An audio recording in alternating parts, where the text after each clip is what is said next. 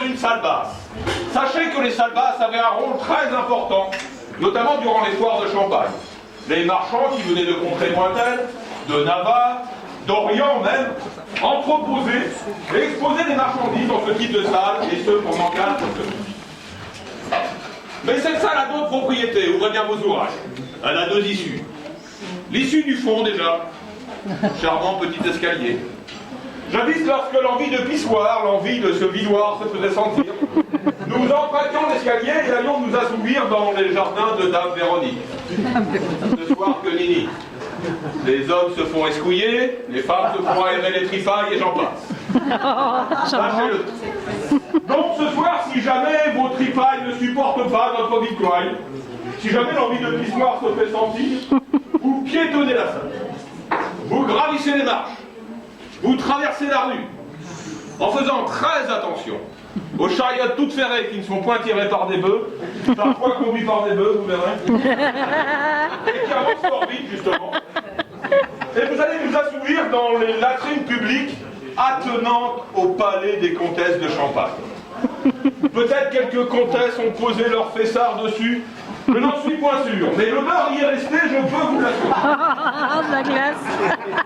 Justement, je vous parle de la deuxième issue, issue commerçante, car elle donnait sur cette rue qui montait au Castel ou la Ville-Haute, comme vous dites maintenant. Cette issue d'ailleurs n'a rien de moyenâgeux. Elle date de 1753. Car j'espère que chacun de vous, en descendant ces escaliers abrupts, a remarqué qu'à la droite il y avait un... C'est une question. Je crois qu'il y en a un qui est déjà venu ici, on se sait. J'espère que chacun de vous, en descendant ces escaliers abrupts, a remarqué qu'à la droite, il y avait un bénitier, bravo. Bravo. D'habitude, vous êtes tous des mécréants, ce soir, moi. Est-ce que tout le monde s'est signé avant de rentrer? Non. Non. Oui. Il y a des menteurs et des mécréants. Ah, sachez que cette salle, en 1753, lorsque l'église en face, attenante au palais des comtesses de Champagne, non loin des latrines, était en réflexion, servie de lieu de culte. Ah. Et comme peu de personnes ne s'est signé en ces lieux, je me dois de lire le vieux manuscrit de la taverne apporté par Père Stock.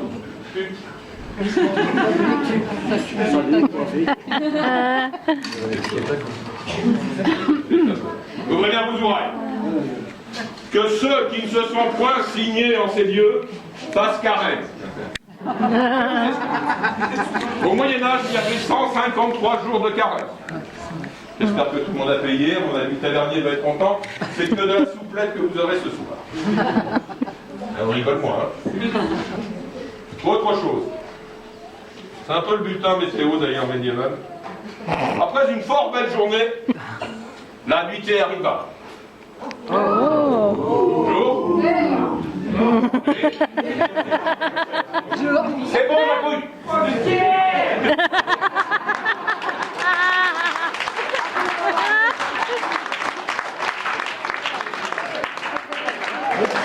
Ouvrez bien vos oreilles.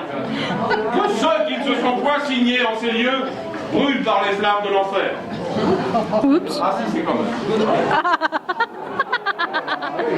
Ah oui, oui, le boîte d'étain aussi. Flambé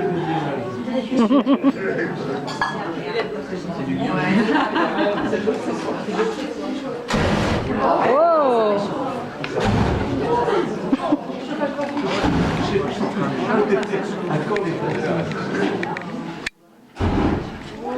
Wow. Du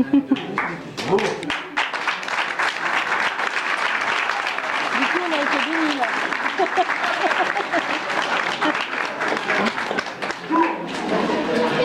Ce soir, je serai votre farfouilleur, votre conteur, celui qui va vous expliquer les us et les coutumes de l'époque. Nous vous avons lavé les mains, non point qu'elles étaient sales, mais c'est parce qu'à votre droite, vous n'avez plus votre serviette. La serviette n'existait pas au Moyen-Âge. Vous savez, cette grande nappe appelée longière, sur lequel vous pouvez essuyer sans peine. Voilà. Attention à vos voisins quand même. À votre droite, vous n'avez non plus votre fourchette. La fourchette n'existait pas au Moyen-Âge. Et comme je suis un grand conteur, je vais vous conter l'histoire de la fourchette.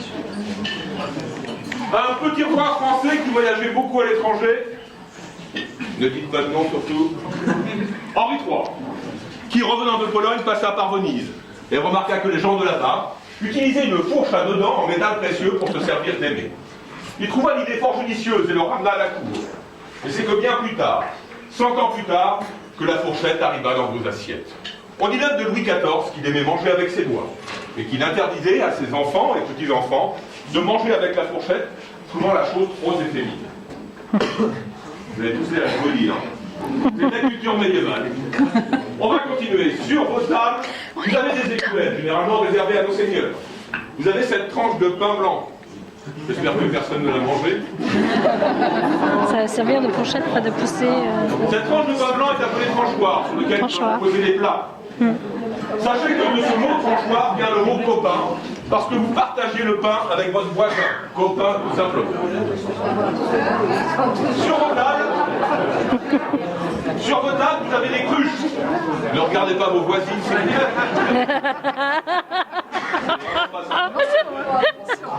Il y a deux types de cruches. Une cruche appelée V. Il s'agit de la picrate. Au Moyen-Âge, on en consommait à peu près 2 à 3 litres par jour. Il s'agissait généralement de vin très jeune. Nous devions couper avec de l'eau pour les soins. Le bourrage est beaucoup plus intéressant. Il s'agit de l'hypocrase. L'hypocrase étant un vin que nous avons mielé et épicé. Pour 2 raisons. Le garder et le boire surtout. Et sachez qu'à l'époque, on disait qui gargote de l'hypocrase, toasté sera et roulera sous la table. Sachez-le.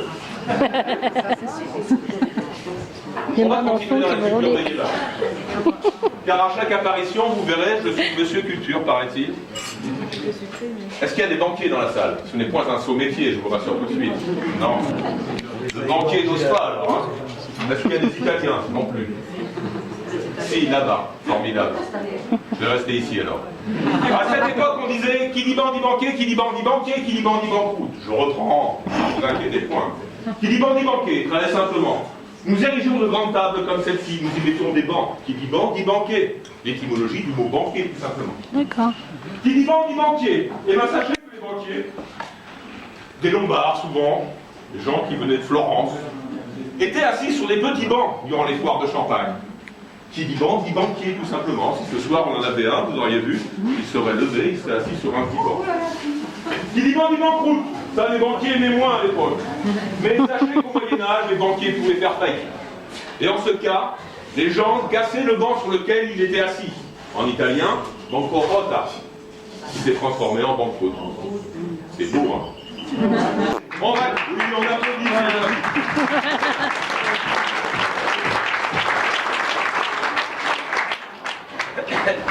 Et comme vous appréciez, c'est vous qui allez m'aider. Sur vos tables, vous avez des couteaux. Est-ce que quelqu'un connaît l'histoire du couteau? Je vous aide. Une civilisation très ancienne, dit du Nouveau Monde. Amérique centrale, Amérique du Sud. Les Mayas, j'ai entendu, on n'est pas loin. Les Aztèques. Qui est dit Aztèque? Bravo. Bravo d'Hippocrate. Vous savez pourquoi les Aztèques?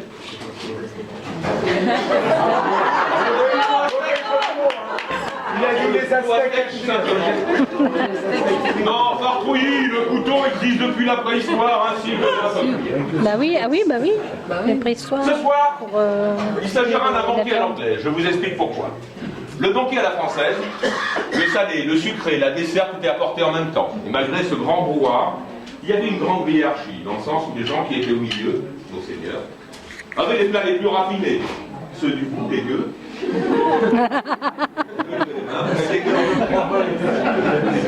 Le banquet à l'anglaise, c'est nous qui imposons le sens des riches. Nous allons commencer le banquet par un plat purement médiéval appelé la porrée. La porrée est un velouté de légumes qui a 2 grandes caractéristiques. Sa couleur et son goût. Pour le goût, ce sont vos papilles qui en font la différence. Pour la couleur, sachez qu'à l'époque, plus la couleur était soutenue, plus le maître-queux était valable. J'entends par maître-queux le cuisinier de l'époque, celui qui met les queues des casseroles. D'accord. Oui. À cette époque, nous avions des porrées vertes à l'espinache, ou épinards, comme vous dites, des porrées blanches, aux poirelles, poireaux, comme vous dites, des porrées oranges, à la gourde, ou potimarron. Ce soir, c'est une porrée orange et verte que vous aurez. Porrée de carouette, ou carotte médiévale, et panée. J'ai omis de vous dire une chose. Ce soir, vous serez servi par une ribaude. Ribaude. Non, pas Jackie. Ah, désolé.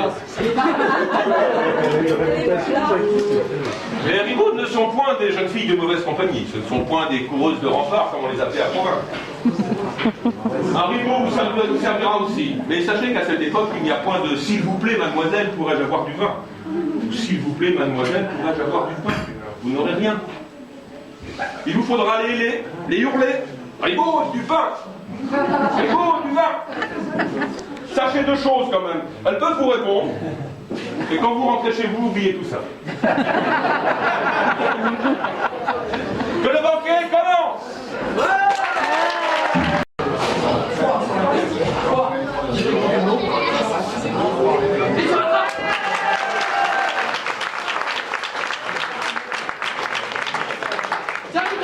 Alors, ça sera tout. On va vous laisser manger, ripailler, festoyer, tout ce qu'il y a en haut, quoi. On revient ou pas? Ouais. Ah bah.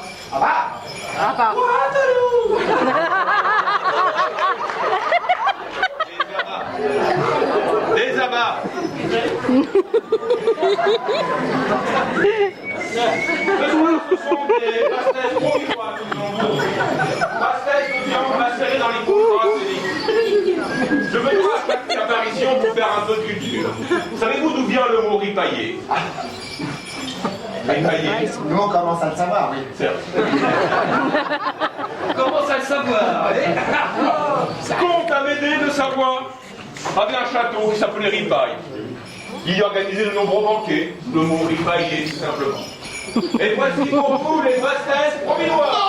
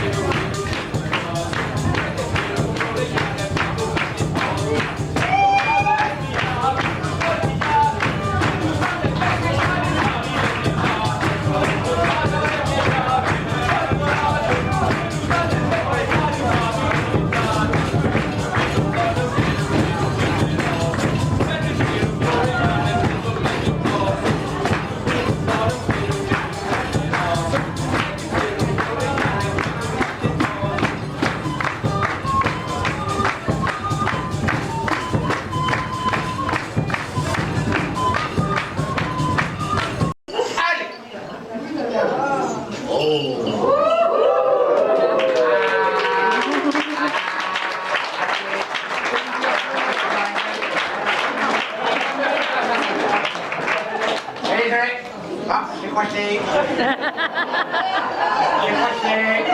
Non. J'ai croché comme jamais ça a été croché. Je crois qu'on n'a jamais fait plus croché que ce crochet-là. C'est bon, je peux y aller. Je peux y aller. Oh là là, depuis que je viens inscrire à la croisille, je ne l'arrête pas. Oh, t'as vu, surtout lui, voilà. Allez, tu peux descendre et revenir avec le sourire.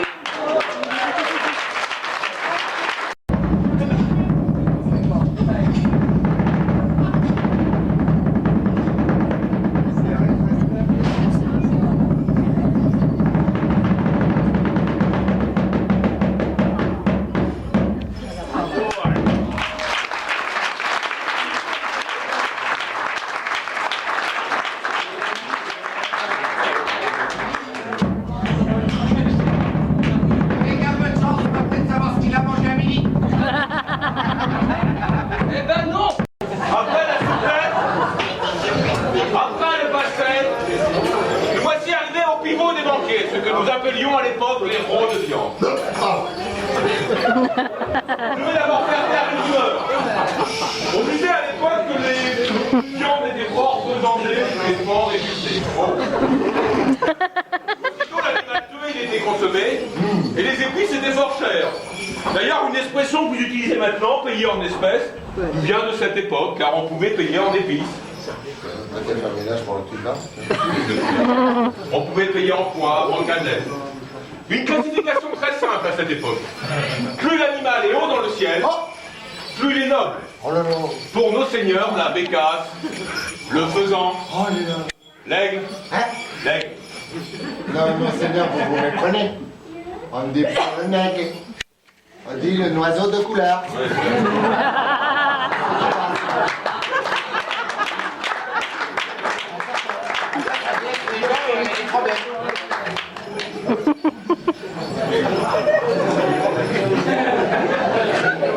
Le bœuf,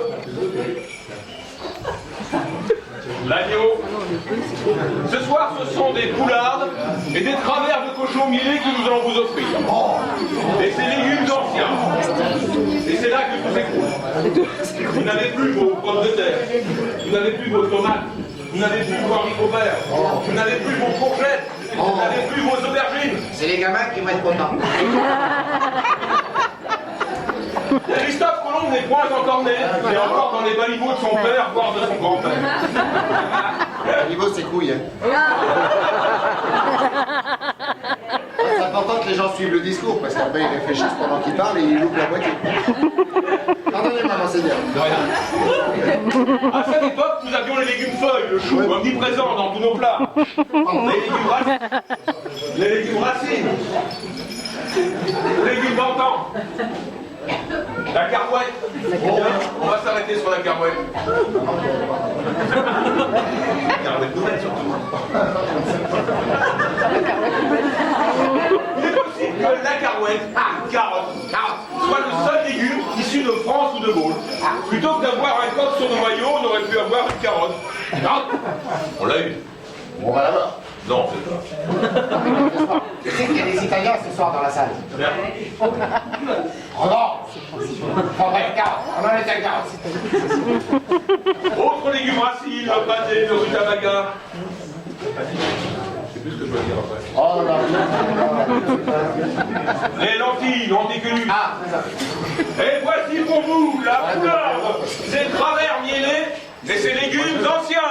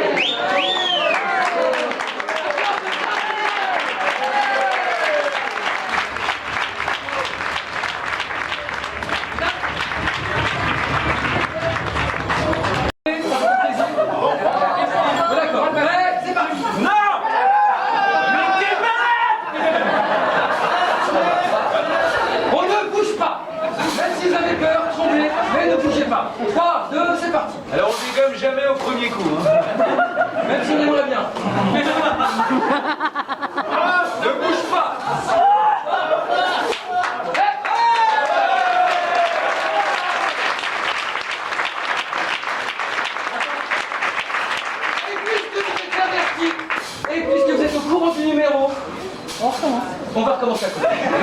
Aussi, on sait jamais. Ouais, il y a des pieux. Le sol pleurait. Vous avez le cactus. Attention, voici pour vous. C'est bien. Le sapin, bien vu. Les guirlandes sont rentrées. Pousse. Encore. Aussi, hein. On va pas pousser des pieds? Non. T'es prêt? Oui. T'es bien? Oui. Et c'est là. Hey, nous sommes en replace-moi. Non mais replace-moi. Moi. Ouais, c'est ça. Hey, madame, tu te... Bah oui, tu peux te lever. Elle est chier quand même, c'est à moi de me baisser. Hein. C'est super ce que tu fais. Pas, j'arrive. Fait. Ouais. C'est parti. Alors comme vous pouvez peut-être pas tous, on va vous faire un petit peu de profil. Voilà, on va tourner un petit peu mon plaisir quand même.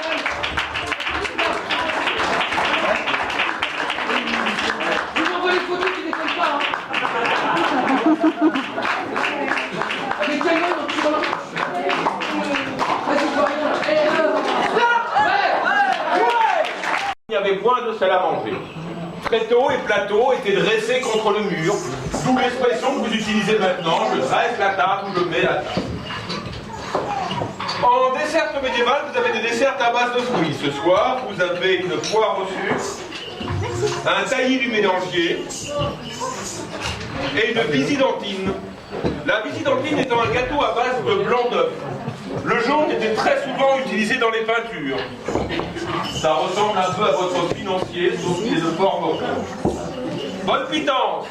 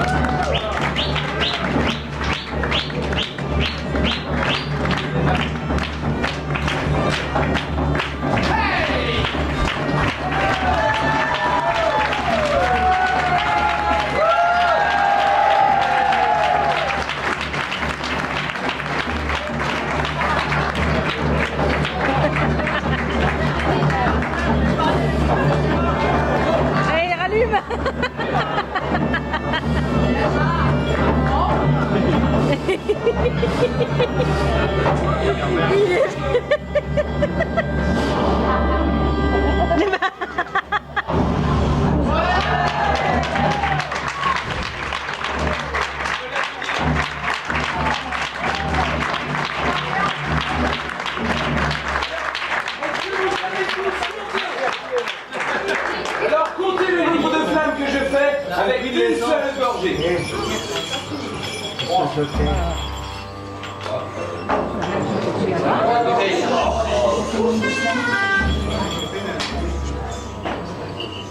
Ah, 1, 2, 3, 4, 5, 6, 7, 8, 9, 10, 11, 12, 13, 14, 15, 16, 17, 18, 19, 20, 22, 23, 24, 25, 26, 27, 28, 32, 33, 34, 35, 36, 37, 38, 39, 40, 41, 42, 43, 44, 45,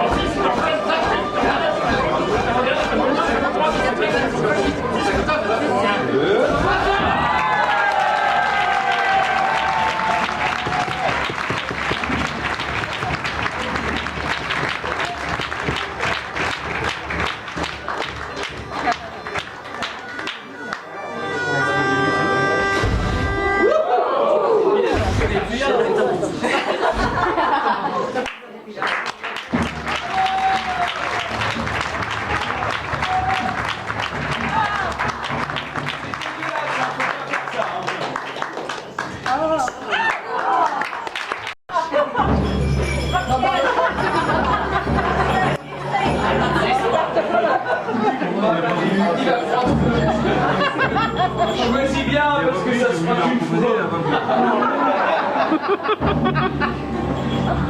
Les suspects.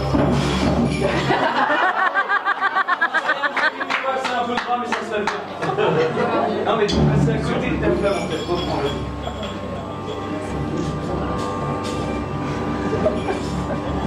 Il l'a avalé.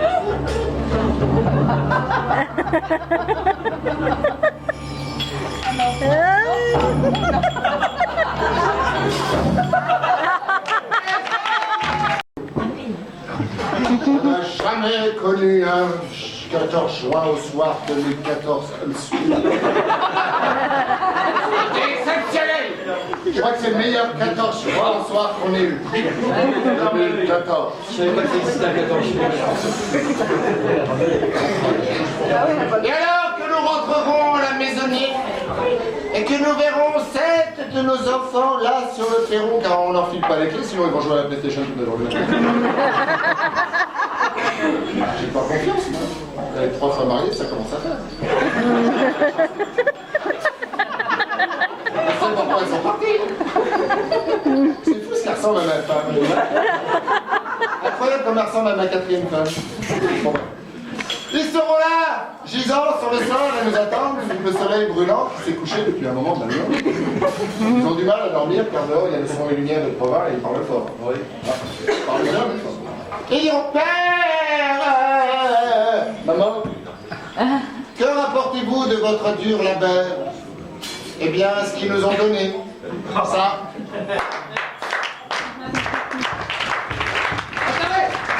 Il y a le plus petit qui a encore faim. Vous le savez bien, à votre époque, il est bien difficile de manger avec des applaudissements. Aussi, nous avons pensé à un petit subterfuge. C'est où? Faites clignoter le subterfuge.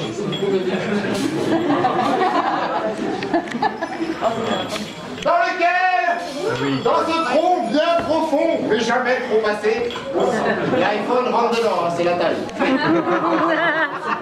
Mais vous n'oubliez pas de laisser le contenu au dos. Bon, bah. Dans lequel vous pouvez glisser ces merveilleuses petites images, pour peu qu'il vous en reste encore, car la fête plus belle. Ces belles images, avec ce nombre à 3 chiffres là.